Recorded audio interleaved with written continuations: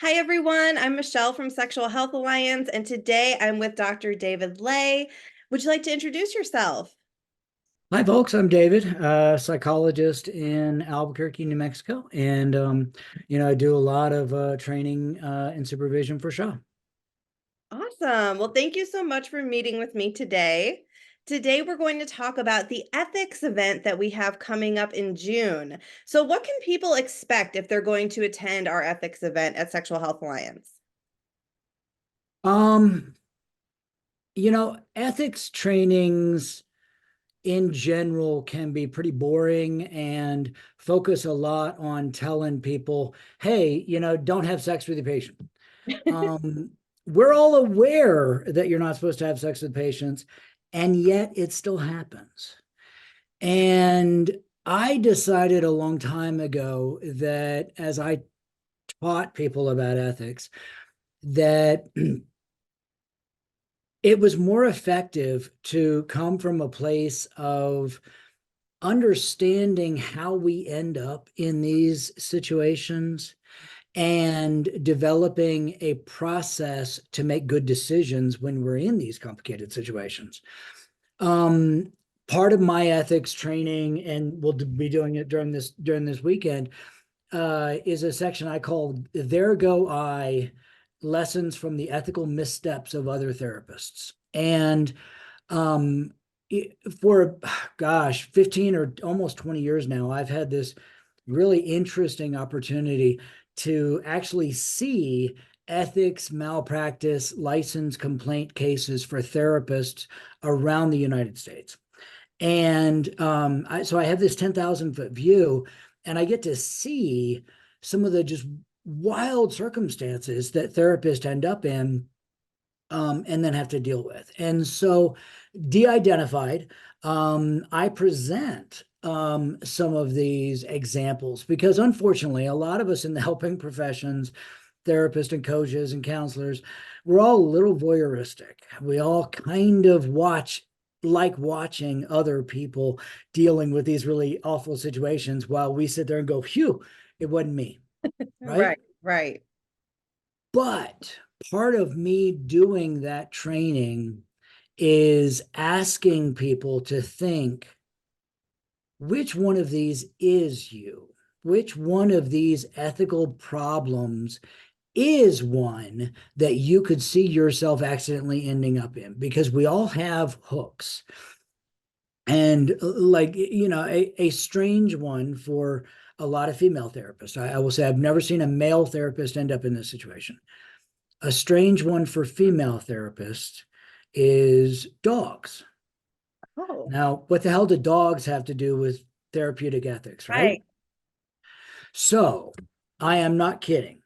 I have seen uh, therapists that had so-called therapy dogs that weren't actually therapy dogs that were farting during therapy to the point that the patient got upset and filed a complaint.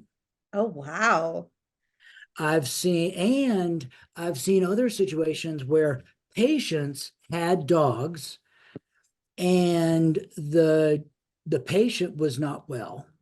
Mm. And the therapist, in a couple of different cases, different processes, ended up taking the dog from the patient to take care of it Oh, wow. until the patient was well.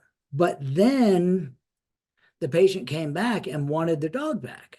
And Hmm. the therapist says, well, but you're not well enough yet to take care of the dog. Oh, no. And they keep the dog. And eventually a complaint gets filed, right? And in that situation, your therapist was trying to do good and trying to, be a dog lover and everything else. But as therapist, it's not your job to take the dog. Yeah. And so well-intended stuff can oftentimes end us up in these really complicated places.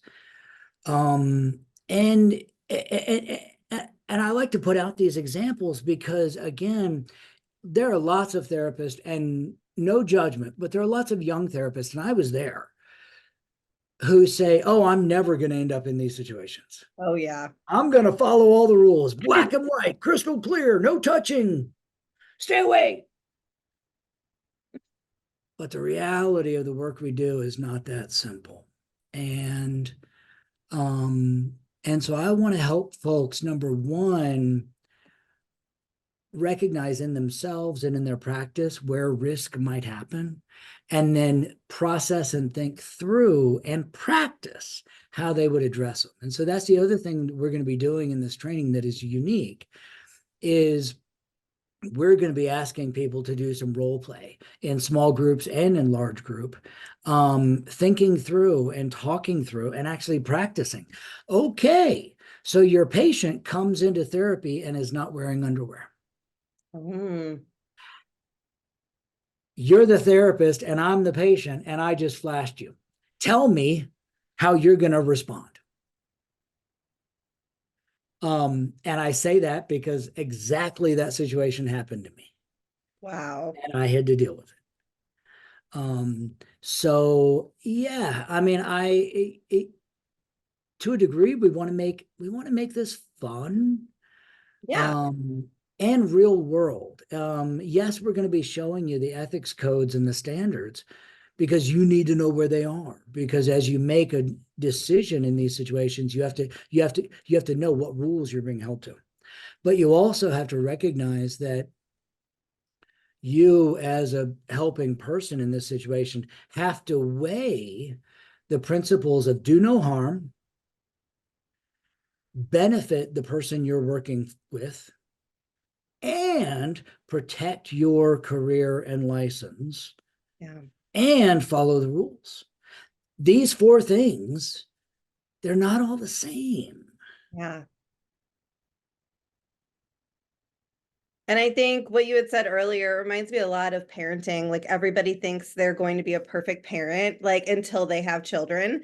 And then you're like, oh, wait a second. And then you actually get put in these situations and you're like, oh, Ooh, yeah, right. And I yeah, think the role playing can be so helpful because there are tons of things I'm sure people haven't even thought about that could happen. And so getting in there and acting it out with somebody else in a safe space with other sexuality professionals can be so helpful. absolutely. I mean, it um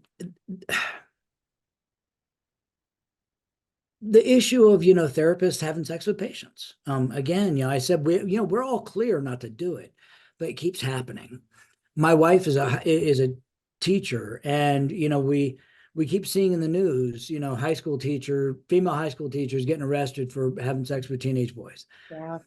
And I asked my wife, I said, what do they teach you about in teaching about this issue? And she said, well, they tell you don't have sex with students.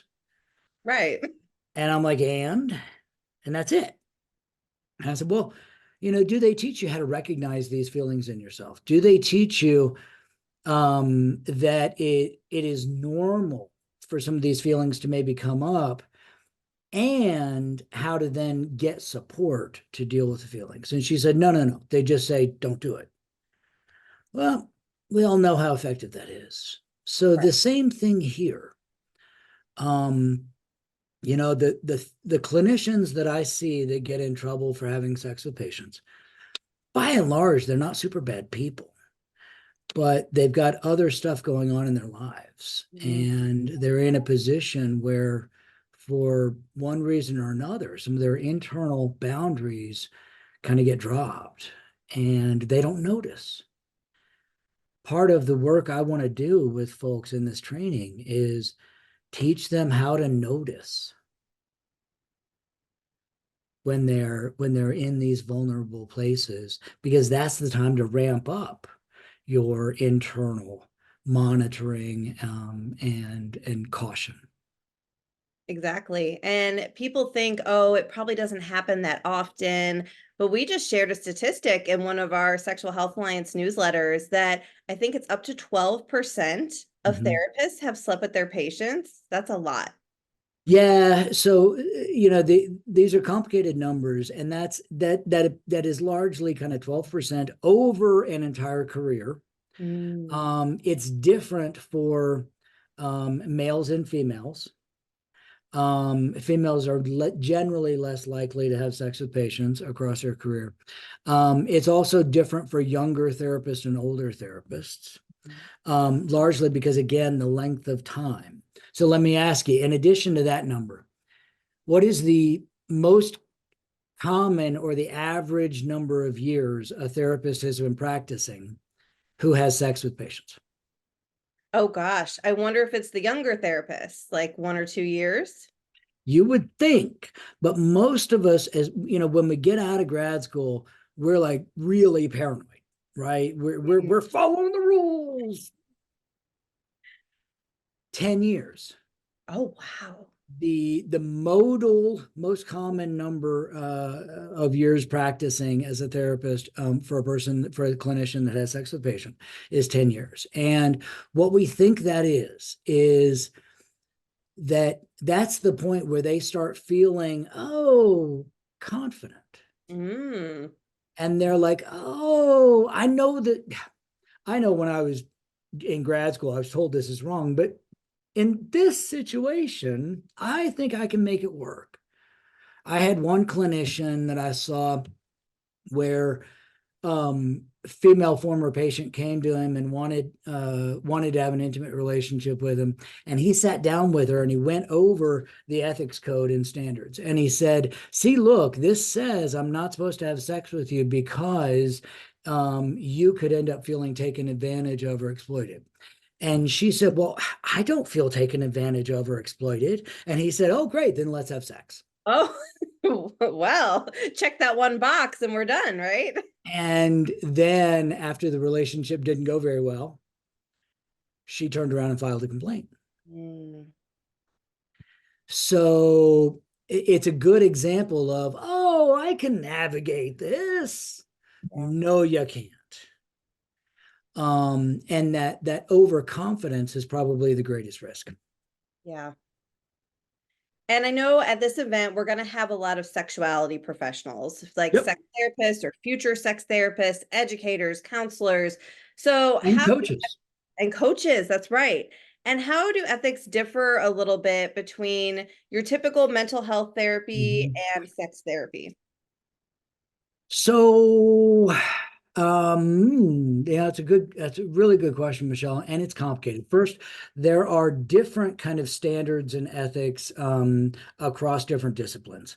So, in New York, I believe it's New York, a psychologist or a psychiatrist might be able to have sex with a former patient 10 years after the end of therapy.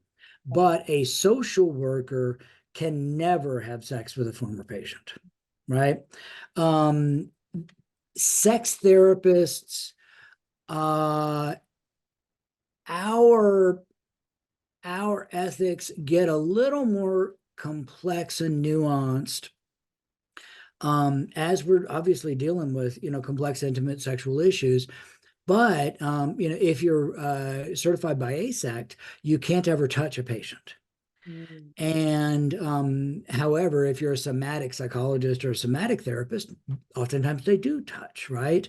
If you're a pelvic floor practitioner, right, you're touching patients.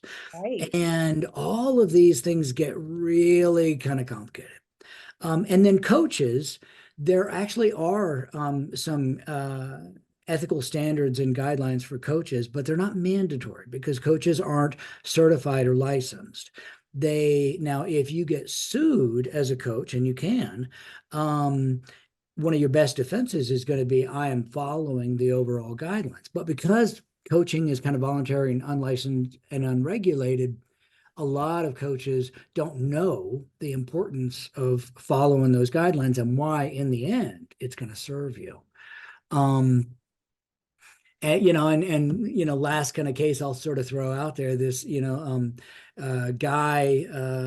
wanted to be non-monogamous and took his wife to a female coach that was working with them, helping the wife to incorporate some alternative sexuality into their practice and into their marriage, and be more open to the idea of sex outside the marriage, etc. And then come to find out, the wife discovers that this coach they're working with used to be an escort and was an escort sex worker who worked with the husband previously. Um, And the wife felt pretty betrayed, right? Because this was a relationship and a triangle and a dynamic that she didn't know anything about.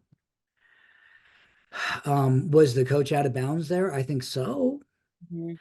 But if you're a coach, are you thinking through these kinds of issues and setting some internal boundaries for yourself and your practice, to avoid maybe not even a lawsuit in that situation, but just harming people? Yeah, These are some of the things that I want people to think about. And, this is one of those situations where just like sex education for kids, ethical practice needs to be 1,000 1-minute conversations and questions, not 1,000-minute conversation. for sure, 100%. And I think it's so great that we're doing this event and that we talk so much about ethics at Sexual Health Alliance because there are other sexuality coaching programs out there. And, I'm sure they're great and have good content, but they might not talk about ethics the way that we do. We're very thorough about it at Sexual Mhm. Health Yeah, I mean, Sexual Health Alliance wants to invite and encourage Alliance. radical conversations that, wrestle with these are not black and white issues. And we want to make healthy decisions for ourselves. We want to help our clients make healthy decisions for themselves. But we also want to embrace conversations that can be a little dangerous Mhm. by not pretending this stuff is simple. Mhm. This is gray zone stuff. And if you want to work in the gray zone, you've got to be prepared. We want to prepare you. Exactly. So who do you think should attend this event? Who is this event for? Anybody and everybody, I'll be honest. I Yeah. mean, obviously, future sex therapist, current sex therapist, future sex counselors, current sex counselors, sex coaches. Um, but if your work, if your life, if your profession involves kind of any sort of touching of sexuality, not sexual touch, maybe that would be a really interesting conversation, and a different training, ethics for sex workers. Yeah. But if your profession is adjacent to sexuality issues, these are questions you need to think about. Yeah, definitely. Well, thank you so much for meeting with me today and talking about this topic. I'm really excited for this event. It's happening in June. For anybody watching this video, we're going to have a link below that has all of the details for this ethics event. It's a 2-day event, so it's going to be jam-packed with lots of good things. Any final And a lot thoughts? of guests, and we're bringing in again a lot of other folks with thoughtful, insightful ideas and new voices. Exactly. We have an amazing lineup of people coming to speak. And then the students always have such great feedback and input at these events too. So it just makes it really fun. I agree. I'm looking forward to it. Yes. All right. Well, thanks again. And I hope we see everybody at this event. Bye, everyone. Bye. Thanks, everybody. Thanks, Michelle.